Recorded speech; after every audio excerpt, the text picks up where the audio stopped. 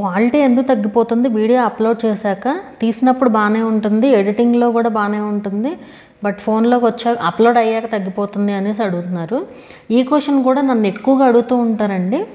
So దీనికి కొన్ని reasons ఉంటాయి. అసలు ఫస్ట్ థింగ్, మనకి ఫోన్కి కెమెరాకి చాలా తేడా ఉంటుందండి. కెమెరాతో తీసిన వీడియో చాలా బాగుంటుంది. మనం ఎంత ఎక్కువ కాస్ట్ పెడితే, ఎంత ఆప్టికల్ జూమ్ ఎక్కువ ఉంటే కెమెరాకి అంత బాగుంటాయి అన్నమాట వీడియోస్, మనకి అంత బాగుంటుంది క్లారిటీ కూడా. అండ్ ఫోన్స్ విషయానికి వచ్చేసరికి, ఫోన్స్ ఇప్పుడు మనకు మొన్న ఒక వైరస్ వచ్చింది కదా, నేను ఆ పేరు చెప్పదలుచుకోవట్లేదు.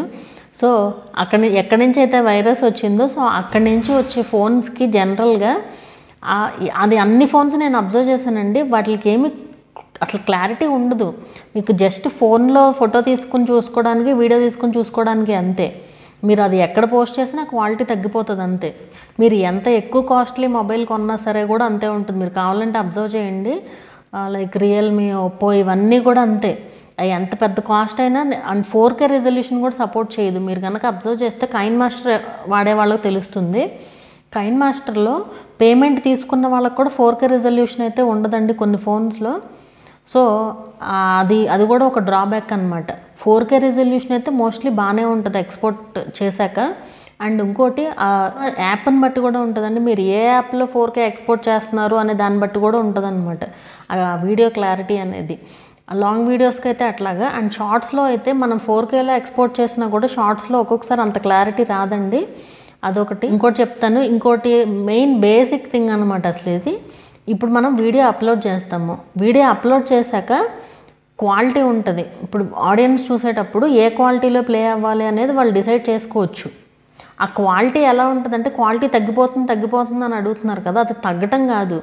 ఇప్పుడు ఫర్ సపోజ్ నేను ఒక వీడియో చూస్తున్నాను, ఆ వీడియో నాకు నెట్ అవ్వకూడదు, మొబైల్ నెట్ వాడుతున్నాను అనుకోండి, నాకు ఆ మొబైల్ నెట్ అయిపోకూడదు అనుకుంటే తక్కువ క్వాలిటీలో పెట్టి చూసుకుంటాను నేను. మా వైఫై అనుకోండి హై క్వాలిటీలో పెట్టేసి చూసుకోవచ్చు మనం. అండ్ అప్పుడున్న నెట్ స్పీడ్ని బట్టి, అప్పుడున్న మొబైల్ డేటా స్పీడ్ని బట్టి, అప్పుడున్న వైఫై కూడా ఒక్కొక్కసారి మనకి స్లోగా ఉండొచ్చు కదా. సో అలా దాన్ని బట్టి కూడా డిఫర్ అవుతుంది క్వాలిటీ అనేది. అంతేగాని మీరు అప్లోడ్ చేసిన క్వాలిటీ ఫేక్, అది కరెక్ట్గా లేదని అయితే కాదు. సో ఇవన్నీ కూడా రీజన్స్ అనమాట. ఫోన్ ఒక రీజన్ అవుతుంది, అండ్ అలాగే ఇది కూడా ఒక రీజన్ అనమాట. మీకు అర్థమైంది కదా.